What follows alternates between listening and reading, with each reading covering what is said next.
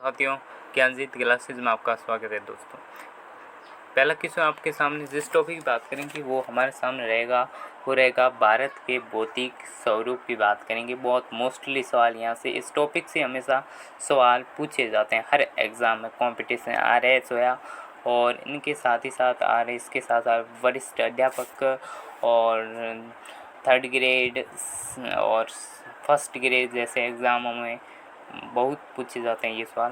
पहला क्वेश्चन आपके सामने रहेगा, वो रहेगा 3 ओर से जल से घिरा हुआ स्थल का भाग निम्न में से क्या कहलाता है। इसका ऑप्शन नंबर ए जल, मंड, मरु, मध्य और स्थली संधि या प्रादीप।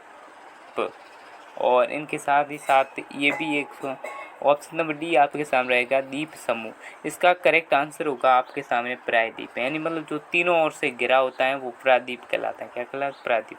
दूसरा क्वेश्चन आपके सामने, गोवा के दक्षिण में स्थित पश्चिमी तटीय पट्टी किस नाम से जानी जाती है। जो गोवा है ये वाला भारत की एक मैप आता है, यहाँ का गोवा का मतलब जो पश्चिम तक बिंदु है ना, वो मतलब किस पट्टी को किस नाम से जाना जाता है।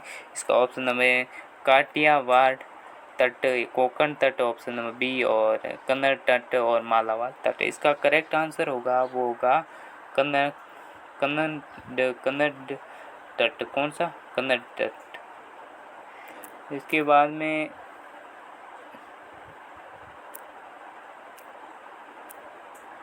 तीसरा क्वेश्चन आपके सामने रहेगा, वो रहेगा आपके तीसरे सामने, पश्चिम तटीय पट्टियों का दक्षिण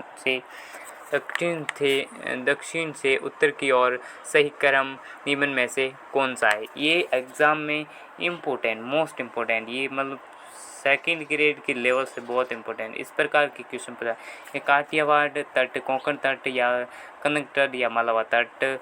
ये option number A. Option number B रहेगा काठियावाड़ हो गया, कन्नड़ तट हो गया, कोंकण तट, मालाबार तट। ऑप्शन नंबर सी का मालाबार तट, कोंकण तट, काठियावाड़ तट और कन्नड़ तट, मालाबार तट, कन्नड़ तट, कोंकण तट और काठियावाड़ तट। इसका करेक्ट आंसर होगा option number D is correct answer. Malabar तट, कन्नड़, कोंकण और काठियावाड़ से, ये मतलब बात करें काठियावाड़, इसका करेक्ट आंसर है। इसके बाद में चौथा क्वेश्चन आपने, पूर्वी तटीय पट्टियों को दक्षिण सिरा कौन सा है। तो ऑप्शन नंबर ए रहेगा कोंकण तट और कोरोमंडल तट और उत्तरी सरकार तट और दक्षिण, और ऑप्शन नंबर डी रहेगा आपके सामने, वो रहेगा आपके सामने रहेगा, वो रहेगा मालाबार तट। इसका करेक्ट आंसर है वो आपके सामने रहेगा ऑप्शन नंबर बी, यानी कोरोमंडल तट, इसका करेक्ट आंसर। इसके बाद में आपके सामने 5वां क्वेश्चन आपके सामने, निम्न में से कौन सा कथन असत्य है। भूगर्भिक प्लेटें, अभिसारिक प्लेटें और अपसारिक रूपांतर सीमाएं 3 प्रकार की होती है। ऑप्शन नंबर बी, हिमालय का निर्माण में अपसारिक प्लेटों की सीमाओं के कारण हुआ। आज के भारत में ऑस्ट्रेलिया, दक्षिण अमेरिका, दक्षिणी अफ्रीका और तथा अंटार्कटिका और गोंडवाना लैंड का भाग है।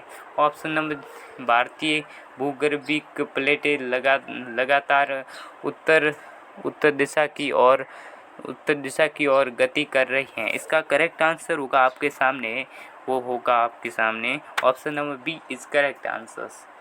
ऑप्शन नंबर बी ये वाला आपका सही करेक्ट आंसर रहेगा, वो ये वाला। इसके बाद 6 निम्न में से हिमालय श्रेणियों के उत्तर से दक्षिण की ओर सरस्वत से निम्न में से सही क्रम है। शिवालिक, लघु हिमालय और महान हिमालय। इसके बाद बात है हिमाद्री, लघु हिमालय, बाह्य हिमालय और शिवालिक श्रेणी। आंतरिक हिमालय, नवीनतम हिमालय, मध्यम हिमालय ऑप्शन नंबर सी, और ऑप्शन नंबर डी रहेगा महान हिमालय, नवीनतम हिमालय, लघु हिमालय, अरावली और विंध्याचल की पहाड़ियों के बीच में। इसका करेक्ट आंसर होगा आपके सामने, वो होगा आपके सामने option number B is correct answer, यानी हिमाद्र लघु और लघु बाह्य और शिवालिंग श्रेणी। इसके बाद में 7वां क्वेश्चन आपके सामने रहेगा, वो रहेगा आपके सामने ये पड़ा अरावली के 7वां क्वेश्चन है, मेरा कट गया थोड़ा इशू होने की वजह से। इसके बाद अरावली व विंध्याचल की पहाड़ियों के बीच में कौन सा पठार स्थित है? दक्कार का पठार, ऑप्शन नंबर मेघालय पठार, मालवा पठार और परादीप पठार। इसका करेक्ट आंसर होगा वो होगा आपके सामने ऑप्शन नंबर सी, मालवार क्या होता है मालावार पठार। ठीक है, इसके बाद बात करें तो 8वां क्वेश्चन आपके सामने रहेगा, वो रहेगा कि भारत का सबसे प्राचीनतम भूभाग कौन सा है? यानी भारत का प्राचीनतम भूभाग कौन सा है, ये क्वेश्चन पूछा जा रहा है। ऑप्शन नंबर हिमालय हो गया और ऑप्शन नंबर बी रहेगा वो उत्तर भारत का मैदानी भाग प्रायद्वीप पठार और होगा आपके सामने द्वीप समूह। इसका करेक्ट आंसर होगा वो आपके सामने होगा ऑप्शन नंबर सी, मतलब प्रायद्वीपीय पठार। इसके बाद नंबर क्वेश्चन आपने सामने कि हिमालय किस प्रकार का पर्वत है? इसके बाद ऑप्शन नंबर अविशिष्ट पर्वत या ब्लॉक पर्वत या बलित पर्वत या ज्वालामुखी पर्वत। इसका करेक्ट आंसर होगा वो आपके सामने रहेगा ऑप्शन नंबर सी, यानी बलित पर्वत। इसके बाद हम बात करें तो 10वां क्वेश्चन आपके सामने, 10वां क्वेश्चन आपके सामने रहेगा वो रहेगा आपके सामने 10वां क्वेश्चन ये रहेगा कि हिमालय की सबसे सतत श्रृंखला कौन सी है? सतत श्रृंखला पूछी जा रही है। ऑप्शन नंबर शिवलिंग हो गए, मध्य हिमालय हो गया, कोरम और हिमाद्री। इसका करेक्ट आंसर होगा वो आपके सामने होगा 10वें का आंसर होगा वो होगा आपके सामने हिमाद्री। इसके बाद हम बात करें तो हिमालय की सबसे ऊंची चोटी कौन सी है? ठीक है, नंगा पर्वत, माउंट एवरेस्ट, कंचनजंगा और K2 शिखर है ना। इसका करेक्ट आंसर होगा आपके सामने ऑप्शन नंबर बी इस करेक्ट आंसर माउंट एवरेस्ट। इसके बाद हम बात करें 12वां क्वेश्चन आपके सामने रहेगा कि जम्मू कश्मीर और इसमें मतलब जो कांडला, कुल्लू और मसूरी, नैनीताल, रानी खेत आदि प्रसिद्ध पर्यटन स्थल निम्न में से किस श्रृंखला में स्थित हैं? इसमें ऑप्शन नंबर ए रहेगा महान हिमालय या हिमाद्री। और इसके बाद हम बात हिमाचल और हिमालय और लघु हिमालय और मध्य हिमालय, निम्न हिमालय और शिवालिक और टास से हिमालय। इसका करेक्ट आंसर होगा वो आपके सामने रहेगा और वह ऑप्शन नंबर बी इस करेक्ट आंसर हिमाचल, हिमालय या लघु। 13 क्वेश्चन देहरादून और कोटली दून और पटली दून और हरिद्वार आदि प्रसिद्ध दून घाटियों निम्न में से किस श्रृंखला के मध्य स्थित है?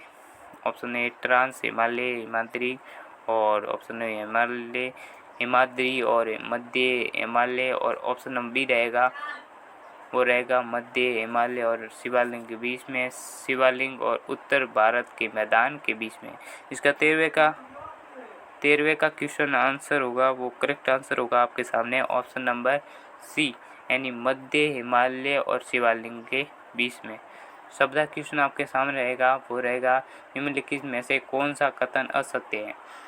निम्नलिखित में कौन सा कथन असत्य पूछा जाता है कि कुमारयू हिमालय वो है अपने सतलुज व काली नदी के बीच में, नेपाल हिमालय काली व तीस्ता नदी के बीच में, और मतलब जो असम हिमालय है वो तीस्ता और दिहांग नदी के किनारे, और पंजाब के हिमालय सतलुज व काली नदी के बीच में। इसका करेक्ट आंसर होगा आपके सामने वो रहेगा आपके सामने ऑप्शन नंबर डी इस करेक्ट आंसर ये रहेगा पंजाब के हिमालय और जो सतलुज व काली नदी के बीच में स्थित है। इसके बाद मैं 15 क्वेश्चन कौन सी नदी बात करें प्रमुख श्रृंखला हिमालय में नहीं है?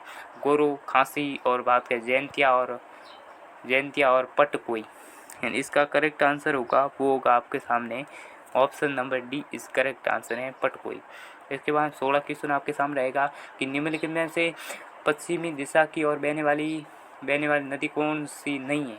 इसके बाद बात करें ऑप्शन नंबर एक रहेगा आपके सामने नर्मदा नदी, तापी नदी, परियार और माही लूनी और मानडंडा और टागरी और गग्गर तवी और सिंधु, ब्रह्मपुत्र, संबल, बेताब, कैन, सोन और सतलुज, व्यास, रवि, सेनाब, झेलम।